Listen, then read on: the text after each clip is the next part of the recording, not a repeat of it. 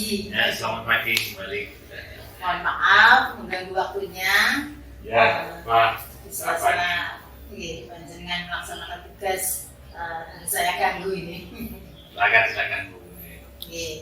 Ini terkait dengan tugas saya selaku calon guru penggerak, mendapatkan tugas untuk mewawancarai narasumber terkait dengan materi paradigma pengambilan keputusan.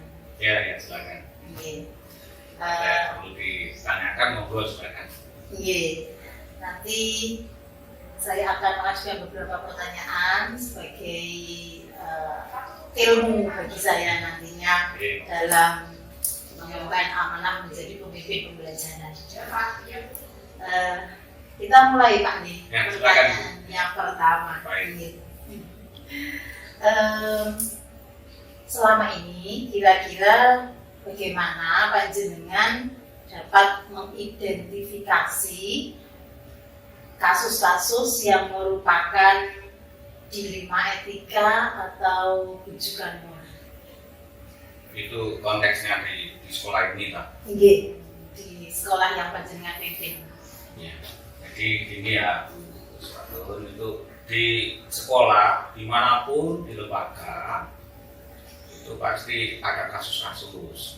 Yang antara kasus-kasus itu pasti bagi seorang pemimpin, lagi kepala sekolah itu akan mengalami dua hal. Yang pertama memang seperti yang ada itu dilema etika, misalnya. Ada juga yang disebut rujukan moral. Kasus-kasus semacam ini itu pasti selalu ada. Oleh karena itu saya sebagai pimpinan di sekolah ini itu harus jeli cara menyikapinya, harus bisa mengidentifikasi apakah ini masuk kategori dilema etika ataukah rujukan moral. Karena penanganannya itu berbeda antara dilema etika dan rujukan moral. Kalau dilema etika itu kan kita dihadapkan pada dua hal, benar dan benar gitu ya. Tapi kalau itu rujukan moral itu kan kita dihadapkan pada dua hal yang berbeda, antara yang benar dan yang salah kan gitu ya.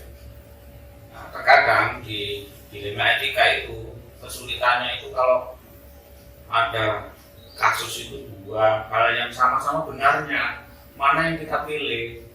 Kalau kedua-duanya kita pilih itu terjadi bentrokan, padahal itu benar, maka kita harus menggunakan beberapa prinsip paradigma. Mengidentifikasi. Nah, langkah yang pertama yang mengidentifikasi itu. Kalau itu masuk ranah dilema etika, maka penanganannya harus dimulai dengan menganalisa. Sehingga keputusan yang saya ambil nanti itu nanti tidak berjalan yang justru menimbulkan masalah baru, harus terukur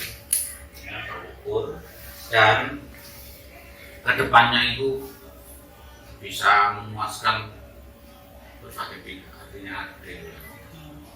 Nah, misalnya seperti sekarang ini antara kesiswaan dan kurikulum misalnya gitu ya.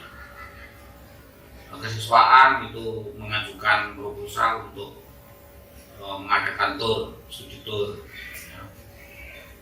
Karena bulan depan atau bulan Maret itu kan sudah puasa. Nah, kesiswaan mintanya sebelum puasa. Benar kan itu ya. Kemudian kurikulum mengajukan permintaan untuk ujian prakteknya itu juga sebelum puasa juga, ada benarnya juga. Nah, ini bagaimana cara penanganannya? Ya, kita lihat dari sisi paradigmanya. Kalau paradigma itu ada 4 paradigma itu ya. Jadi antara yang benar dan yang benar itu mana yang kita prioritaskan. Sehingga cara penanganannya itu tadi, mereka berdua disuruh untuk berunding, kolaborasi. Kemudian mana yang harus didahulukan, mana yang harus di cancel terlebih dulu. Skala prioritas gitu kan. Ya, itu. Akhirnya dengan pertimbangan mungkin dari segi biaya, mungkin orang tuanya belum panen, orang tuanya belum panen, pada saat ini belum panen. Itu kan namanya kita mempertimbangkan antara individu dan masyarakat. Paradigmanya kan gitu ya. Kalau dari sisi anaknya itu ingin segera berangkat, tapi kan dari orang tuanya berangkat mungkin belum tentu bisa dari sisi keuangan. Kita sampaikan seperti itu. Akhirnya keputusannya ya untuk rekreasi itu ditunda. Disesuaikan dengan musim panen, misalnya atau panen. Untuk selanjutnya ini Pak, kira-kira langkah-langkah atau prosedur apa yang biasa panjenengan lakukan dalam pengambilan keputusan? Jadi seperti itu. Kalau misalkan dilihat dari prinsip pengambilan keputusan itu kan ada 3, berbasis hasil akhir, kemudian ada berbasis peraturan, kemudian ada berbasis rasa peduli. Nah, kira-kira kasus yang saya sampaikan tadi itu kan meliputi tiga prinsip tadi. Prinsip tidak bertentangan dengan peraturan. Misalkan mau memberangkatkan anak rekreasi diundur dan tidak ada aturan yang dilanggar. Rasa pedulinya tadi ada, orang tuanya barangkali keuangannya belum mampu ya. Kemudian prinsip yang pertama hasil akhirnya itu kan misalnya rekreasi itu kan hasil akhirnya itu tujuannya itu kan anak itu kan bahagia, senang, kawan. Nah itu masih tetap terpenuhi walaupun diundur.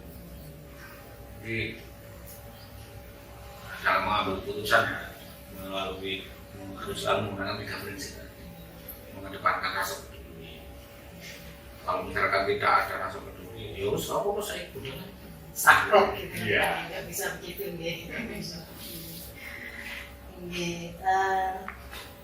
Untuk selanjutnya ini Pak, kira-kira hal-hal apa saja yang selama ini panjenengan anggap efektif dalam pengambilan keputusan, terutama yang berhubungan dengan dilema etika? Ya, jadi yang paling efektif itu ya, yang pertama itu harus mengetahui kasus ini menyangkut siapa saja. Pihak-pihak yang terlibat itu siapa saja. Kemudian apa yang mereka inginkan. Jadi kalau dalam mengambil keputusan yang efektif itu ya, setelah ketemu pihak-pihak yang terkait dengan itu kita gali apa yang menyebabkan dia punya keinginan seperti itu. Terus fasilitas apa yang dimiliki oleh sekolah untuk memenuhi keinginan tadi. Misalnya di sekolah ini ada kasus, misalkan kasusnya itu ada seorang guru yang ingin pindah ke sekolah lain, Nah, kita efektifnya dia itu harus bisa mengungkapkan apa alasannya. Setelah tahu itu kan akan muncul dilema kita, apakah saya mengizinkan ataukah tidak. Nah, yang paling efektif itu kan setelah ditanya alasannya ternyata sertifikasinya tidak bisa terpenuhi, tidak percaya kalau selalu berada di sini. Kemudian kita tanya mau pindahnya itu kemana, ke sekolah yang mana. Kalau jaraknya jauh ya, dari tempat tinggalnya itu kan sama saja dilema juga. Kalau misalkan dekat tidak masalah. Jadi yang paling efektif saya kembalikan untuk dia pakai flexing. Apakah dengan terpenuhinya jam di sana dapat jadi sertifikasi, apa uangnya itu tidak habis di jalan, ya, seperti itu. Akhirnya dengan seperti itu, akhirnya saya kembalikan lagi keputusannya pada yang bersangkutan. Nah, kalau sudah kita kasih saran, kita kasih masukan-masukan, kemudian dia itu tetap menginginkan untuk pindah, maka yang paling efektif yaitu tadi unsur keadilan. Jadi, antara keadilan dan kesetiaan. Dia memilih adil daripada setia di sekolah ini. Tidak apa-apa. Tapi karena beliaunya juga punya hak. Dia punya hak. Kalau tidak dituruti berarti saya tidak adil. Tapi dia tergolong tidak setia pada sekolah. Tidak apa-apa. Ya. Tidak apa-apa. Karena dia juga punya. Itu namanya di situ itu apa itu masuk kategori paradigma ya, antara adil dan kesetiaan. Kalau sudah ketemu gitu efektifnya di situ. Jadi keputusannya nanti ada di dia. Kalau dia terpaksa mau pindah itu kasih. Nanti apa yang terjadi resikonya maka dia sudah tahu. Sehingga di kemudian hari tidak menyalahkan pihak sekolah, itu berarti berbasis pada hasil akhir juga.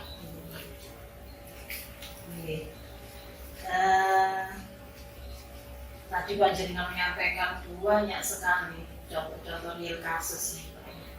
Kira-kira tantangannya apa dalam mengambil keputusan itu sehingga Pak Jenderal merasa keputusan yang saya buat ini sudah yang terbaik. Dalam mencapai atau membuat keputusan yang terbaik kan pasti banyak tantangan, Pak. Kira-kira tantangannya apa saja, Pak? Tantangan yang pertama itu sering muncul di saya itu rasa tidak nyaman. Dan terkadang kita itu membuat keputusan itu sebenarnya keputusan itu benar, tapi kita tidak nyaman. Bertentangan dengan hati nurani. Bertentangan dengan hati nurani. Itu tantangannya di situ. Dan terkadang dalam membuat keputusan sebagai seorang pimpinan lembaga itu memang harus mengorbankan rasa tidak nyaman. Harus tadi menggunakan prinsip yang ada tadi seperti ini ya. Kalau di paradigma ya ada jangka pendek lawan jangka panjang. Kadang-kadang kita itu membuat keputusan sekarang ini itu baik untuk saat ini. Baik saat ini, tapi ternyata di depan kemudian hari itu tidak baik. Nah, maka kita harus kalau bisa baik saat ini, baik juga di kemudian hari. Tetapi pilihan yang paling akhir kan baik di masa depan. Nah, saat ini misalnya ada kasus sebagai pimpinan buat keputusan di sekolah ini misalnya. Ada ini yang paling sering terjadi kasus itu nanti kehubungan sama kesiswaan. Misalnya di kesiswaan itu dari sisi lain kesiswaan ini segera mengadakan sosialisasi bakut gitu ya misalnya. Terus apa yang harus saya putuskan, mengizinkan apa tidak? Maka saya harus mempertimbangkan kalau dengan cara mengizinkan sekarang misalnya itu ada rasa tidak nyaman itu bagaimana misalnya teman-teman yang lainnya itu belum siap, tapi kalau tidak sekarang itu kedahuluan sekolah yang lain ya, maka akhirnya saya harus memaksa banyak orang untuk mengikuti apa yang diinginkan oleh kesiswaan dan memberikan argumen. Teman-teman yang lainnya itu society dengan sekarang itu kita masih menyiapkan ada PMM, apa itu urusan-urusan yang lain. Nah, maka saya memutuskan sekarang saja. Tapi itu tidak nyaman, soalnya terkesan memaksa. Tapi untuk jangka panjangnya dengan cara seperti itu peluang terbesar adalah untuk masuk sosialisasi ke SD itu kan harus dahulu lebih dulu daripada di awal, dan hasilnya memang bagus. Karena apa? Anak-anak yang masih mengambang di SD itu ya, masih mengambang mau sekolah kemana, itu bisa kita tangkap. Kalau didahului sekolah lain kan kita ya, pikirannya sudah terkontaminasi, tidak nyamannya di situ, seolah-olah memaksa. Keputusan seperti itu harus kita sampaikan. Salah satu tantangan ya Pak ya, karena ini tadi nggak mungkin kita bisa menyenangkan semua pihak. Terus gitu Pak, ketika panjenengan misalnya mau menyelesaikan sebuah kasus gitu, apakah ada jadwal tertentu, ataukah misalnya oh tidak, ini harus saya selesaikan sekarang saat ini di sini, ataukah harus ada prosedur yang harus dilalui gitu? Ya. Kira-kira gimana Pak? Itu tergantung dari permasalahannya. Kalau permasalahannya itu personal to personal, kita memang harus punya strategi menggunakan lini masa. Jadi kapan kita mau ngomong sama orang itu, kapan tidak, itu harus ada terjadwal. Jadi tidak langsung seketika misalnya ada masalah kemudian langsung saat ini juga harus dibicarakan. Kalau saya itu dalam mengambil keputusan itu menggunakan prinsip mendiamkan air. Kalau air itu keruh, kita biarkan itu jernih dengan sendirinya. Pada saat kita sudah jernih baru kita ngomong, baru kita membuat keputusan. Pada saat keruh kita biarkan di gelas itu, kita biarkan, tidak apa-apa. Ditunggu kapan waktunya yang baik untuk menyelesaikan masalah itu. Semua pihak cooling down gitu istilahnya. Tetapi kalau kasus itu menyangkut masalah keselamatan anak, keselamatan guru, keselamatan sekolah, darurat itu, ya tidak bisa kita menunggu. Harus langsung seketika itu kita buat keputusan. Jadi contoh misalkan ada masalah anak di sini dengan anak kampung, ada masalah pergesekan itu terjadi masalah hari ini juga. Ya, kita tidak bisa nunggu besok, harus diselesaikan sekarang. Seperti itu, jadi tergantung jenis kasusnya. Masalahnya. Ini Pak, tentunya dalam mengambil keputusan pasti panjenengan punya seseorang atau punya faktor-faktor yang selama ini membantu panjenengan dalam mengambil keputusan.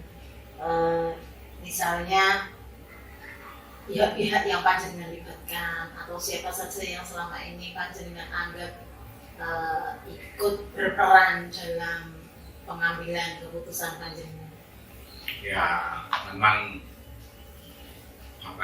ada saat tertentu untuk kita itu meminta saran dari orang lain. Jadi ini bagaimana kalau ada masalah seperti ini?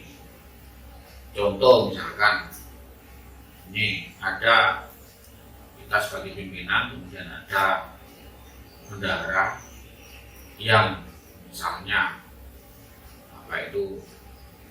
dengan bendahara yang lain itu tidak pernah akur, misalnya tidak pernah akur dengan kasus. Bisa diperhatikan, tidak bisa berkolaborasi di sini.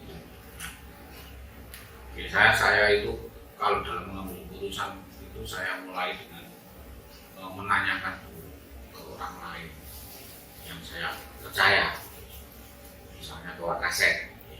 Itu kenapa itu dua orang itu tidak saling sapa? Saya tanya dulu masalahnya apa. Kemudian kebetulan kan biasanya kan kalau guru itu kan lebih tahu, soalnya sesama guru sering komunikasi ya, lebih tahu apa masalahnya itu. Sehingga ketika saya dikasih masukan masalah seperti itu, saya tidak langsung ambil keputusan. saya kembalikan. Nah, kalau misalkan ada masalah seperti itu, menurut panjenengan cara yang terbaik bagaimana agar mereka bisa rukun kembali? Ya, masukan itu penting sekali. Setelah memberi masukan, misalnya masukan ada yang Pak dipanggil yang itu Pak, dipanggil yang itu. Apakah nanti saya memanggil yang A, nanti dikira saya menghakimi yang A atau berpihak pada yang B. Tapi kalau saya memanggil yang B, nanti dikira saya menghakimi yang A.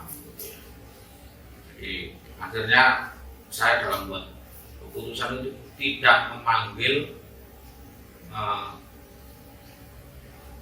mereka dalam satu waktu yang berbeda. Ya, saya panggil ketuanya, kemudian ya menggunakan sistem coaching. Jadi masalahnya apa, dan mereka akhirnya kan menyampaikan berdua. Ada saling konfirmasi. Dari fitnah juga. Sehingga saya kembalikan lagi penyelesaiannya kepada mereka berdua. Akhirnya ketemu. Jadi dalam hal kasus seperti itu, saya sebagai pimpinan tidak mau menjustis siapa yang salah, siapa yang benar. Biar mereka sendiri yang membuat keputusan seperti itu. Kasus-kasus yang sifatnya individual. Meskipun nanti tetap endingnya panjenengan yang juga harus tetap palu. Iya, jadi kalau misalkan perkembangannya setelah kita evaluasi, kita monitor ternyata tidak ada perkembangannya, baru saya yang akan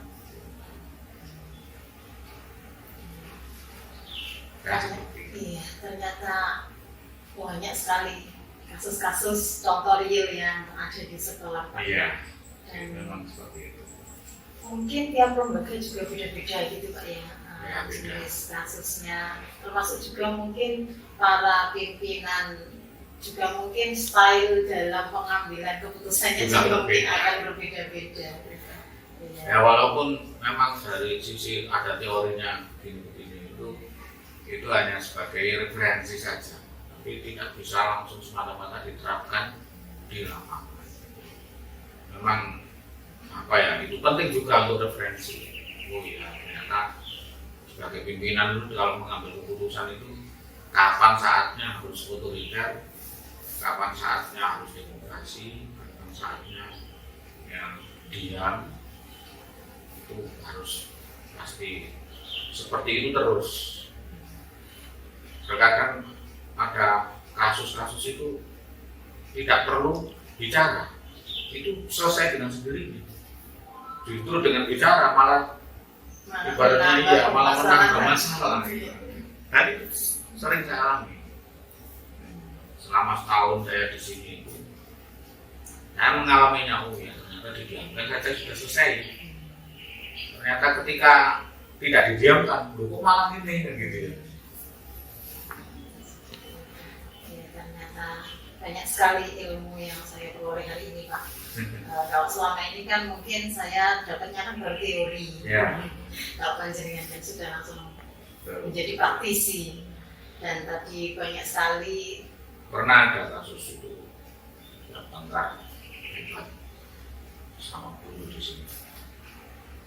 Kasusnya itu hanya sepele, yaitu masalah posisi wisudawan. Posisi hidup wisudawan yang satunya itu sudah merasa ditoto wapi, guru yang lainnya yang terlambat datang itu lupa akhirnya yang pertama menata itu tersinggung, terus akhirnya di belakang acara belum selesai itu bukan tantangan berat. Iya ini gitu ya, gimana? Dan alhamdulillah cara saya menangani itu tidak dengan bicara. Saya bilang, kemudian tempo hari seperti tadi menggunakan jadwal pendak. Memang saya jadwal akhirnya 1 hari, 2 hari, 3 hari, kemudian sudah kulit dan sudah bening ya. Nah, kemudian saya ajak bicara. setelah saya ajak bicara, akhirnya keluar semua apa yang digunakan, keluar semua ini. Terus saya minta saran ke teman yang lainnya, itu juga dipanggil. Saya tunggu saja dulu, apa perlu dipanggil atau tidak. Saya akan berpikir kalau saya panggil dia, maka dia akan berprasangka, oh sini madul. Iya. Akhirnya kan gak ketemu, malah gak wawu-wawuan terus kan, sehingga tidak saya panggil. Teman-teman banyak yang tanya, kok sudah dipanggil? Tak jawab juga. Siapa yang memberi saran untuk manggil, saya jawab sudah, pada belum. Itu kan ada sedikit kebohongan, tapi kebohongan dalam rangka untuk menyatukan dua orang kan baik kan gitu ya. Sehingga orang yang merasa itu tadi itu tidak merasa saya ini, padahal yang salah justru yang kalau menurut cerita yang salah itu ya yang terakhir datang tadi, mengubah tanpa izin. Jadi betul ini kemarahannya yang memuncak itu juga salah juga kan. Oh hal sepele saja sampai seperti itu. Dua-duanya salah. Tapi bagaimana kedua-duanya salah itu dalam waktu beberapa hari mereka menyadarinya dengan sendirinya. Itu yang sehingga apa? Dalam waktu 1 minggu mereka rukun harus datang. Bahkan cerita dari teman-teman makin akrab. Iya. Ya, memang seperti itu. Dan alhamdulillah di lembaga itu pasti ada friksi-friksi.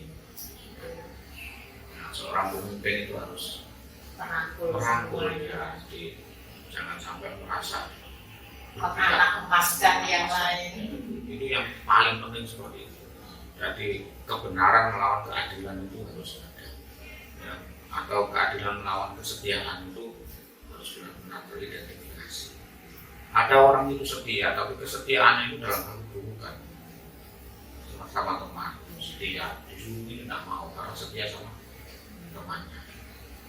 Dan dikasih tugas ini dia tidak mau karena setia dengan lebih memilih temannya. Ya, ada seperti itu.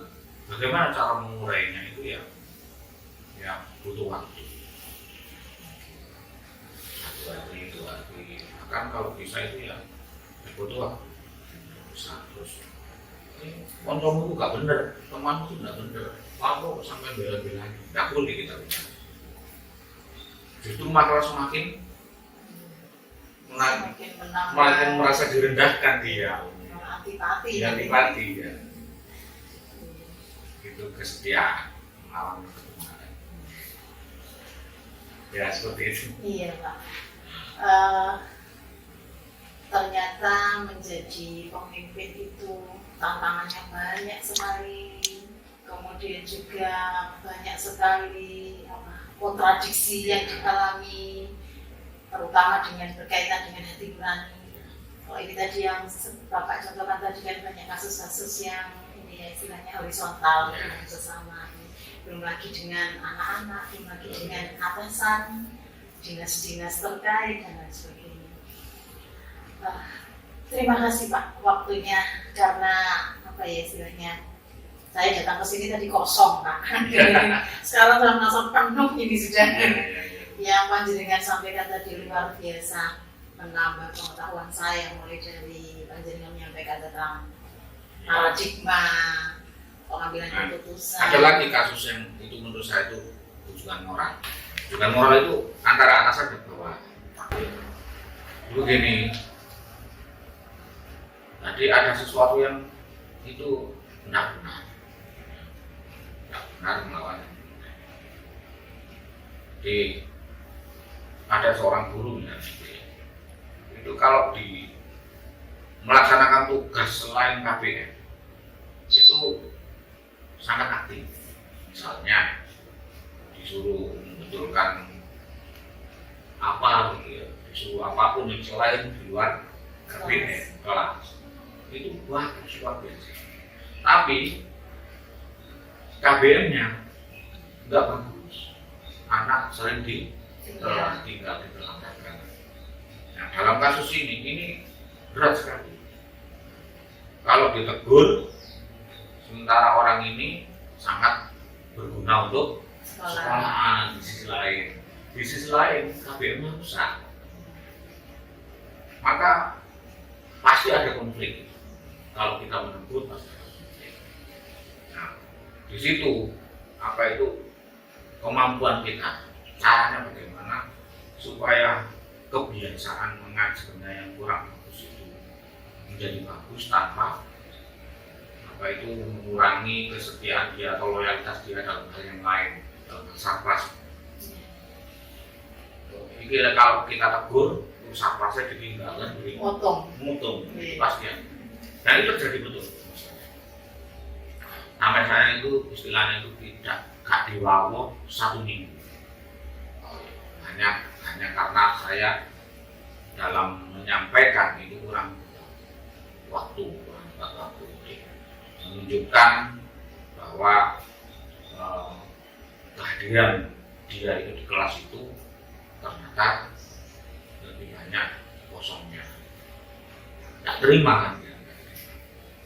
Nah, ternyata dari awal itu melakukan hal seperti itu membuat saya tidak nyaman, soalnya nggak diwawo. Tapi saya punya prinsip, kalau ini tidak disampaikan, itu maka akan terus berlangsung. Kalau saya sampaikan, ada 2 kemungkinan: dia untung, sama sekali tidak mau mengerjakan hal lain, bahkan yang ngajarnya juga akan semakin buruk. Itu pilihan. Tapi saya yakin dengan cara seperti ini, diberitahu seperti ini, pada dasarnya orang itu akan tahu. Akhirnya ngajarnya bagus dan tetap memperhatikan sekolah, tapi sama saya menjaga jarak.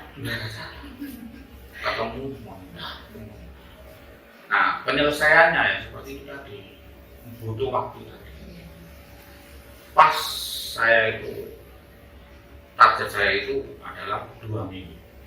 2 minggu harus cair, dia harus mau bercanda lagi dengan baik. Bagaimana caranya? Ketika komunikasi, kita tidak pernah ngomong masalah sekolah, harus ngomong masalah keluarga.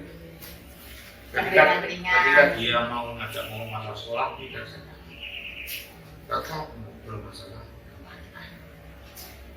Itu ternyata alhamdulillah cair lagi, sudah terlupakan ngajarnya, sudah bertambah bagus, urusan saya sudah bertambah bagus.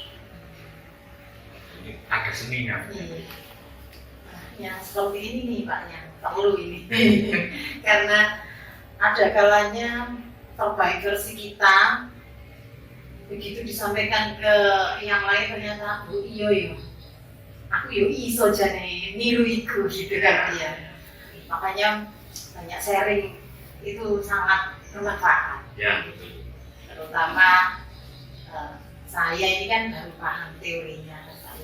Jadi kalau panjenengan sudah praktisi yang sudah mengalami sendiri, pasti akan lebih banyak ilmunya.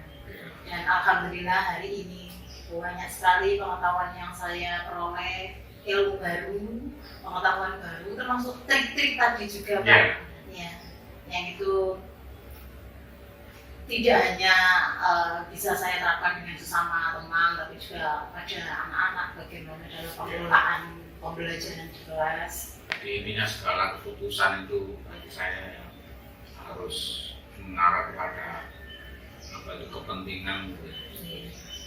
Apa yang saya putuskan ini nanti berpihak pada murid atau tidak.